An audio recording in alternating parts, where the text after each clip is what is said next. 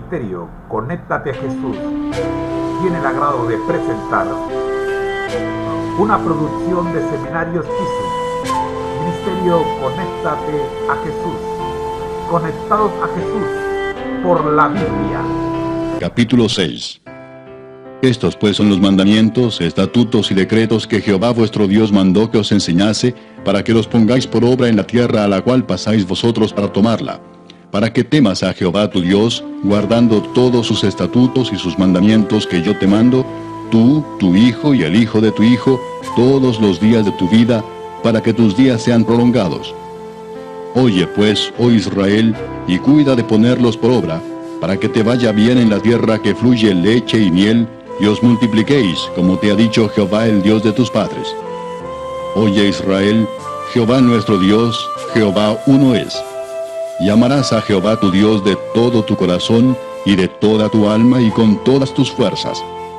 Y estas palabras que yo te mando hoy estarán sobre tu corazón, y las repetirás a tus hijos, y hablarás de ellas estando en tu casa, y andando por el camino, y al acostarte, y cuando te levantes. Y las atarás como una señal en tu mano, y estarán como frontales entre tus ojos. Y las escribirás en los postes de tu casa y en tus puertas. Cuando Jehová tu Dios te haya introducido en la tierra que juró a tus padres Abraham, Isaac y Jacob que te daría, en ciudades grandes y buenas que tú no edificaste, y casas llenas de todo bien que tú no llenaste, y cisternas cavadas que tú no cavaste, viñas y olivares que no plantaste, y luego que comas y te sacies, cuídate de no olvidarte de Jehová que te sacó de la tierra de Egipto, de casa de servidumbre. A Jehová tu Dios temerás, y a él solo servirás, y por su nombre jurarás. No andaréis en pos de dioses ajenos, de los dioses de los pueblos que están en vuestros contornos, porque el Dios celoso, Jehová tu Dios, en medio de ti está, para que no se infame el furor de Jehová tu Dios contra ti, y te destruya de sobre la tierra. No tentaréis a Jehová vuestro Dios, como lo tentasteis en Masa. Guardad cuidadosamente los mandamientos de Jehová vuestro Dios, y sus testimonios y sus estatutos que te he mandado.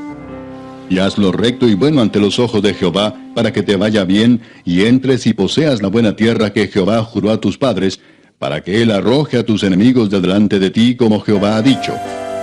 Mañana cuando te preguntare tu hijo, diciendo, ¿qué significan los testimonios y estatutos y decretos que Jehová nuestro Dios os mandó? Entonces dirás a tu hijo, nosotros éramos siervos de Faraón en Egipto, y Jehová nos sacó de Egipto con mano poderosa. Jehová hizo señales y milagros grandes y terribles en Egipto, sobre Faraón y sobre toda su casa, delante de nuestros ojos. Y nos sacó de allá para traernos y darnos la tierra que juró a nuestros padres. Y nos mandó Jehová que cumplamos todos estos estatutos, y que temamos a Jehová nuestro Dios, para que nos vaya bien todos los días, y para que nos conserve la vida como hasta hoy. Y tendremos justicia cuando cuidemos de poner por obra todos estos mandamientos delante de Jehová nuestro Dios, como Él nos ha mandado. La historia de la redención. Capítulo 26. El ministerio de Cristo. Cuando Satanás terminó sus tentaciones, se apartó de Jesús por un tiempo, y los ángeles le prepararon alimento en el desierto para fortalecerlo, y la bendición de su Padre reposó sobre él. El enemigo había fracasado con sus más fieras tentaciones, pero esperaba el momento cuando Jesús se dedicara a su ministerio, en cuyo transcurso, en diferentes ocasiones, puso a prueba su astucia contra él. Todavía esperaba prevalecer sobre él, estimulando a los que no querían recibirlo para que lo aborrecieran y trataran de destruirlo. El adversario celebró un concilio con sus ángeles. Estaban desilusionados y llenos de ira al ver que no habían logrado nada contra el Hijo de Dios.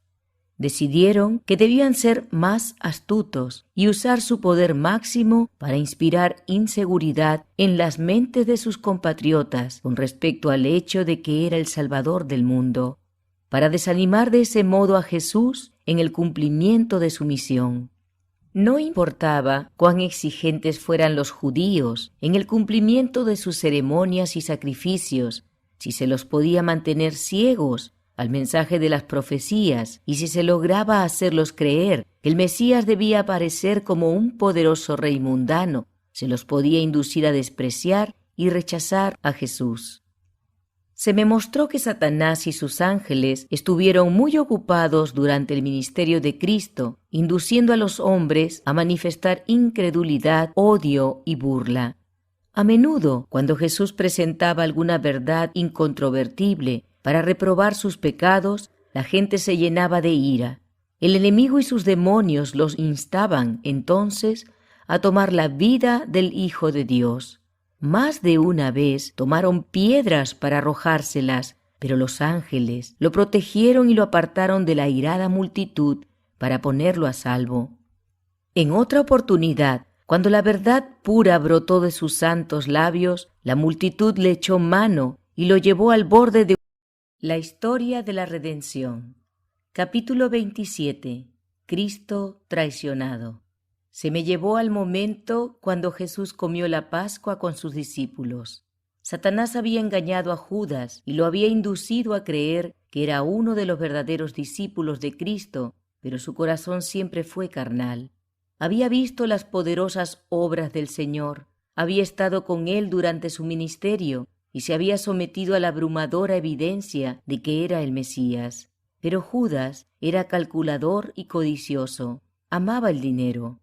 Se quejó airado por el costoso perfume derramado sobre Jesús. María amaba a su Señor. Él había perdonado sus pecados, que eran muchos. Había levantado de entre los muertos a su muy amado hermano, y creía que nada era demasiado costoso para ofrendárselo.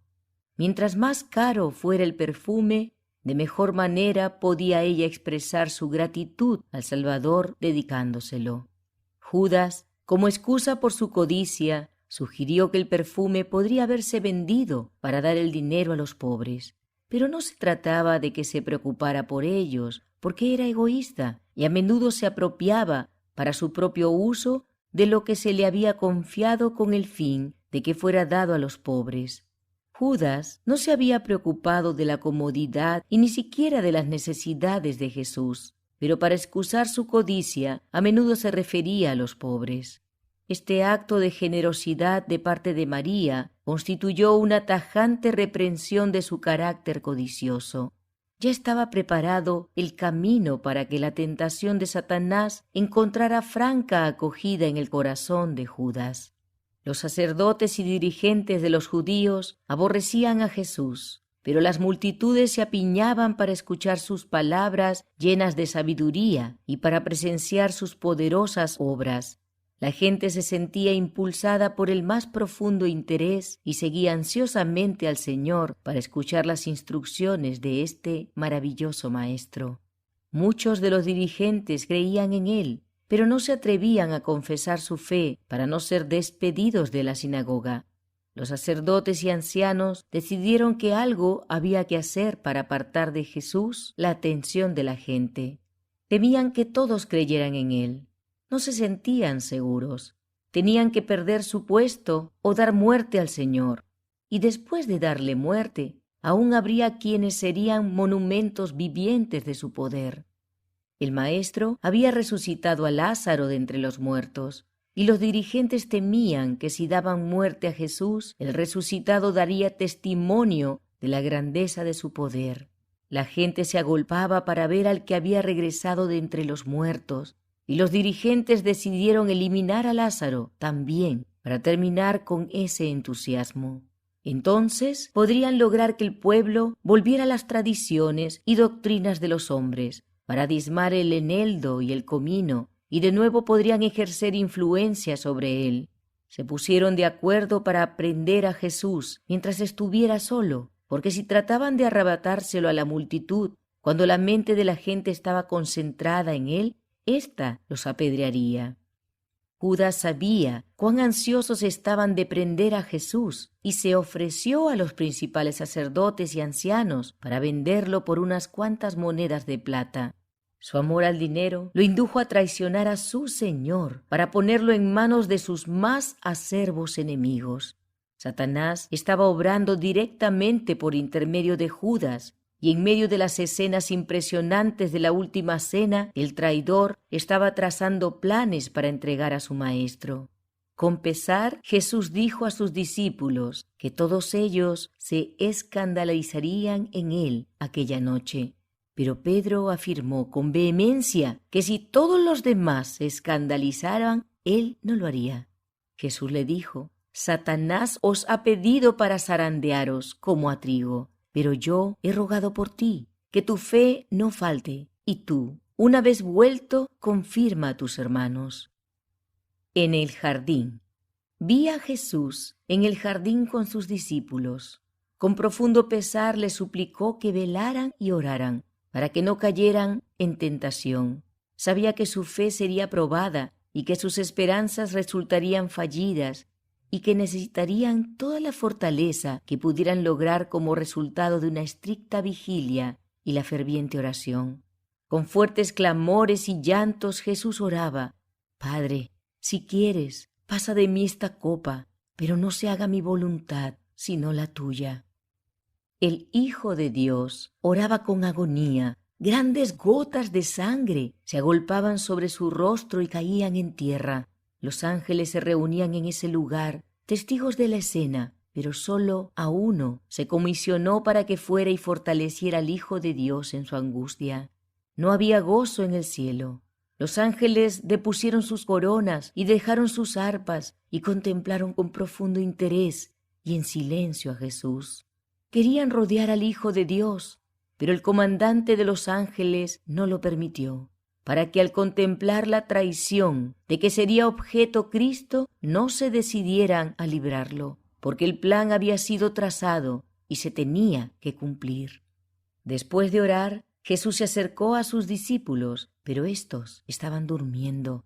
En esa hora tremenda no gozaba de la simpatía ni de las oraciones ni siquiera de sus discípulos. Pedro, tan celoso poco tiempo antes, dormía profundamente. Jesús le recordó sus declaraciones terminantes y le dijo: ¿Así que no habéis podido velar conmigo una hora? 3 veces el Hijo de Dios oró con agonía. Judas traiciona a Jesús. Entonces apareció Judas con su grupo de hombres armados. Se acercó como de costumbre al Maestro para saludarlo. El grupo rodeó a Jesús, pero entonces él manifestó su poder divino cuando dijo: ¿A quién buscáis? Yo soy. Cayeron de espaldas en el suelo. Jesús formuló la pregunta para que pudieran ser testigos de su poder y tuvieran evidencia de que podría librarse de sus manos si lo quería. Los discípulos comenzaron a albergar esperanzas cuando vieron que esa multitud armada de palos y espadas caía en tierra tan rápidamente.